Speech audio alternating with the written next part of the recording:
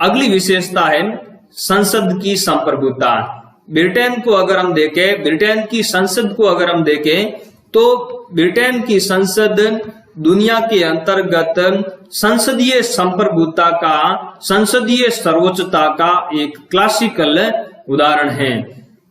संसद की संप्रभुता का मतलब है कि ब्रिटेन के अंतर्गत एकमात्र कानून निर्माण की जो सत्ता है वो किसके अंतर्गत निहित है? एकमात्र कानून निर्माण की जो सत्ता है वह संसद के अंतर्गत ही निहित है, ब्रिटेन की पार्लियामेंट के अंतर्गत ही निहित है। ब्रिटेन की जो पार्लियामेंट है वो साधारण बहुमत से माध्यम से कानूनों का निर्माण कर सकती है और संविधान के अंतर्गत संशोधन भी साधारण बहुमत की प्रक्रिया से ही कर सकती है।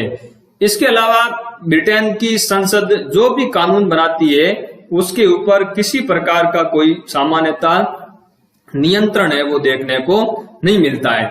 ब्रिटेन की पार्लियामेंट जो कानून बनाती है वह वहां की जो न्यायपालिका है वो उसका जुडिशियल रिव्यू, न्यायिक पुनरावलोकन नहीं कर सकती। तो ब्रिटेन के अंतर्गत न्यायिक पुनरावलोकन का अभाव भी देखने को मिलता है। इसलिए ब्रिटेन की संसद जो भी कानून बनाती है वो कानून अपने आप में सर्वोच्च होता है। इसलिए ब्रिटेन की संसद को संप्रभु संसद के रूप में, कानून निर्माण की सर्वोच्च सत्ता के रूप में देखा जाता है। ब्रिटेन की संसद की इस प्रकार की जो निरंकुश शक्तियां हैं, सर्वोच्च शक्तियां हैं, इसको रेखांकित करते हुए डी लॉन्ग ने लिखा है कि ब्रिटेन की संसद स्त्री को पुरुष और पुरुष को स्त्री बनाने के अतिरिक्त सब कुछ कर सकती है। यानी कहने का अभिप्राय यह है कि ब्रिटेन की जो संसद है वो कानून निर्माण के अंतर्गत सर्वोच्च है, संप्रभु है।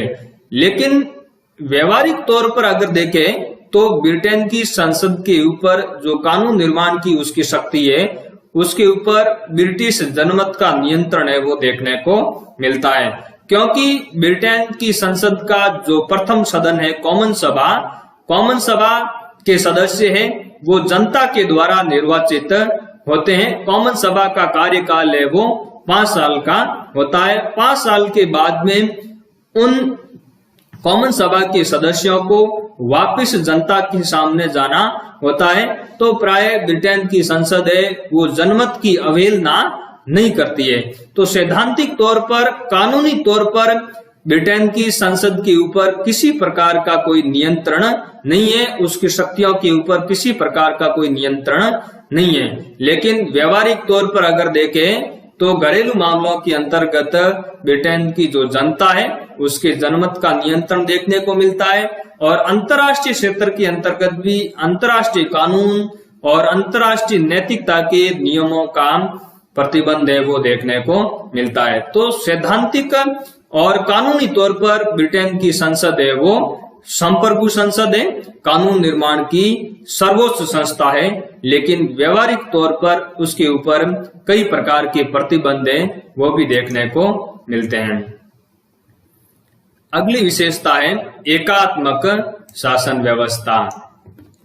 केंद्र और राज्यों के मध्य शक्तियों के विभाजन के आधार पर शासन व्यवस्थाओं को हम 2 भागों के अंतर्गत विभाजित करते हैं, एक संघात्मक शासन व्यवस्था और दूसरी एकात्मक शासन व्यवस्था।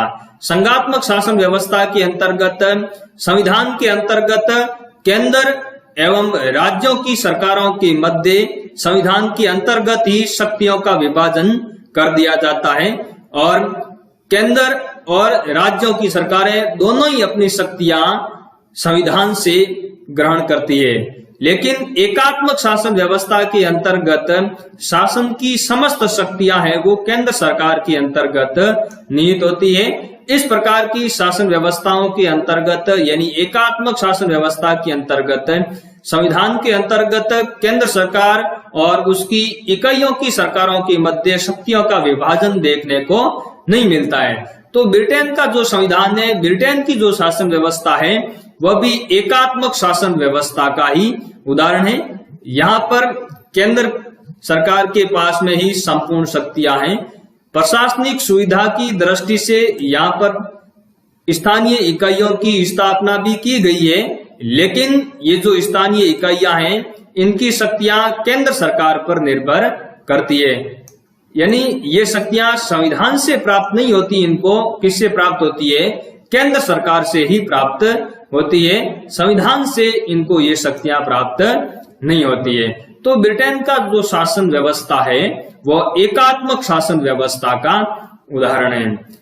अगली विशेषता है संवैधानिक सुधार कानून 2005 के माध्यम से सर्वोच्च न्यायालय की स्थापना न्यायपालिका का कार्यपालिका एवं व्यवस्थापिका से पृथक्करण कर दिया गया है। 2005 से पहले ब्रिटेन के अंतर्गत जो अपील का सर्वोच्च न्यायालय था वह लॉर्ड सभा के सदस्यों से मिलकर के बना हुआ था। लॉर्ड सभा के जो न्यायिक लॉर्ड होते थे वह ब्रिटेन के सर्वोच्च अपीलीय न्यायालय के न्यायाधीश भी हुआ करते थे और लॉर्ड सभा का अध्यक्ष लॉर्ड चांसलर वह ब्रिटेन के सर्वोच्च अपीलीय न्यायालय का मुख्य न्यायाधीश के रूप में भी भूमिका निभाता था। लेकिन 2005 के संवैधानिक सुधार कानून के माध्यम से इस प्रकार की व्यवस्था है वो ब्रिटेन के अंतर्गत समाप्त कर दी गई है और ब्रिटेन के अंतर्गत संवैधानिक सुधार कानून 2005 के माध्यम से सर्वोच्च न्यायालय की स्थापना करने की बात की गई और यह व्यवस्थित रूप से 1 अक्टूबर 2009 को स्थापित हुआ। यानी इस अधिनियम के माध्यम से ब्रिटेन के अंतर्गत सर्वोच्च न्यायालय की स्थापना की गई जो कि एक स्वतंत्र न्यायपालिका के रूप में कार्य करता है। अब जो लॉर्ड सभा के जो सदस्य होते थे न्यायिक लॉर्ड और लॉर्ड चांसलर, अब ये सर्वोच्च न्यायालय के सदस्य नहीं रह गए। इस प्रकार इस संवैधानिक सुधार कानून के माध्यम से न्यायपालिका का कार्यपालिका एवं व्यवस्थापिका से पृथक्करण कर दिया गया है। लॉर्ड चांसलर की जो न्यायिक भूमिका थी, ये जो सर्वोच्च अपीलीय न्यायालय के अध्यक्ष के रूप में काम करता था, यह भूमिका अब लॉर्ड चांसलर की समाप्त हो गई है। इससे पहले लॉर्ड चांसलर लॉर्ड सभा का अध्यक्ष यानी लॉर्ड चांसलर के रूप में भी काम करता था और ये कार्यपालिका का भी सदस्य था, क्योंकि जो लॉर्ड चांसलर होता है वो वहां पर विधि एवं न्याय मंत्री के रूप में भी काम करता है और ये न्यायपालिका के सदस्य के रूप में भी यानी जो सर्वोच्च अपीलीय न्यायालय उसके अध्यक्ष के रूप में भी काम करता था। तो ये तीनों जो अंग है सरकार के उनका सदस्य हुआ करता था। अब लॉर्ड चांसलर है वो न्यायपालिका का अध्यक्ष या सदस्य नहीं रह गया है, क्योंकि स्वतंत्र रूप से सर्वोच्च न्यायालय की स्थापना कर दी गई है। अब ब्रिटेन के अंतर्गत जो सर्वोच्च न्यायालय स्थापित किया गया संवैधानिक सुधार कानून 2005 के माध्यम से, जिसकी विधिवत स्थापना 1 अक्टूबर 2009 को हुई। अब इस सर्वोच्च न्यायालय के न्यायाधीशों की जो संख्या है वह मुख्य न्यायाधीश सहित 12 है, यानी एक मुख्य न्यायाधीश और 11 अन्य न्यायाधीश सर्वोच्च न्यायालय के अंतर्गत है। इन न्यायाधीशों की नियुक्ति किसके द्वारा की जाती है? ब्रिटिश सम्राट के द्वारा की जाती है। सर्वोच्च न्यायालय का जो मुख्य न्यायाधीश है उसके 2 नाम हैं, लॉर्ड चीफ जस्टिस और इंग्लैंड और वेल्स के न्यायालयों का अध्यक्ष है। यानी सर्वोच्च न्यायालय के मुख्य न्यायाधीश को इंग्लैंड के अंतर्गत 2 नामों से जाना जाता है, लॉर्ड चीफ जस्टिस, इंग्लैंड और वेल्स के न्यायालयों का अध्यक्ष। अगली विशेषता है मिश्रित शासन व्यवस्था। इंग्लैंड के अंतर्गत जो शासन व्यवस्था का स्वरूप है वो मिक्सचर है, यानी यहाँ पर राजतंत्र, कुलीन तंत्र और लोकतंत्र तीनों का मिश्रण देखने को मिलता है। सम्राट का जो पद है वह राजतंत्र का उदाहरण है।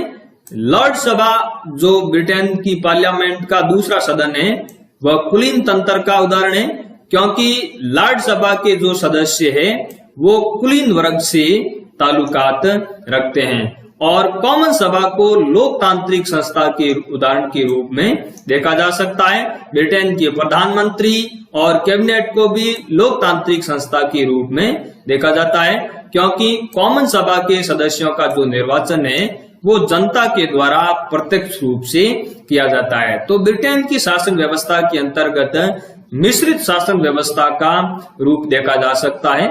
यहाँ पर राजतंत्र, कुलीन तंत्र और लोकतंत्र तीनों का ही मिश्रण है।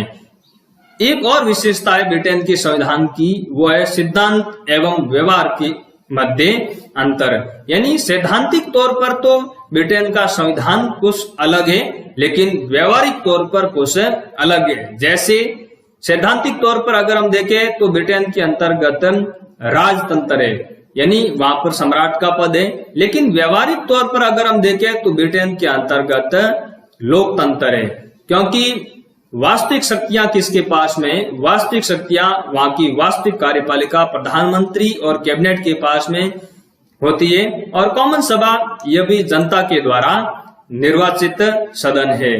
तो सैद्धांतिक तौर पर वहां पर राजतंत्र और व्यवहारिक तौर पर लोकतांत्रिक शासन व्यवस्था ब्रिटेन के अंतर्गत देखने को मिलती है। तो ब्रिटेन के अंतर्गत सैद्धांतिक और व्यवहारिक तौर पर भी संविधान के अंतर्गत अंतर है, वो देखने को मिलता है। अगली विशेषता है कानून का शासन। ब्रिटेन का जो संविधान है, ब्रिटेन की जो शासन व्यवस्था है, वो कानून के शासन पर ही आधारित है।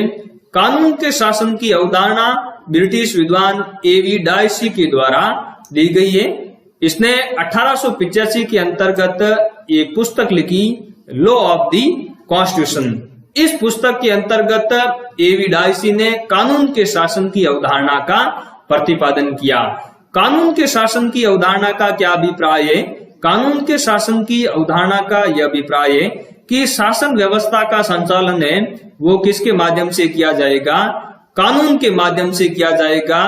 व्यक्तिगत इच्छा के माध्यम से शासन व्यवस्था का संचालन नहीं किया जाएगा। दूसरी बात, कानून के शासन के अंतर्गत कानून के समक्ष सभी व्यक्तियों को एक समान माना जाता है, यानी सभी के लिए एक जैसा कानून प्रचलन के अंतर्गत होता है। तीसरी बात यह है कि किसी भी व्यक्ति को कानून के उल्लंघन के आधार पर ही दंडित किया जाता है, अन्यथा नहीं। तो ब्रिटेन का जो संविधान है वो कानून के शासन व्यवस्था का क्लासिकल उदाहरण के रूप में ब्रिटेन की शासन व्यवस्था को देखा जा सकता है। ये ब्रिटेन के संविधान की विशेषताएं थी, जिसको हमने इस व्याख्यान के अंतर्गत समझने का प्रयास किया। धन्यवाद।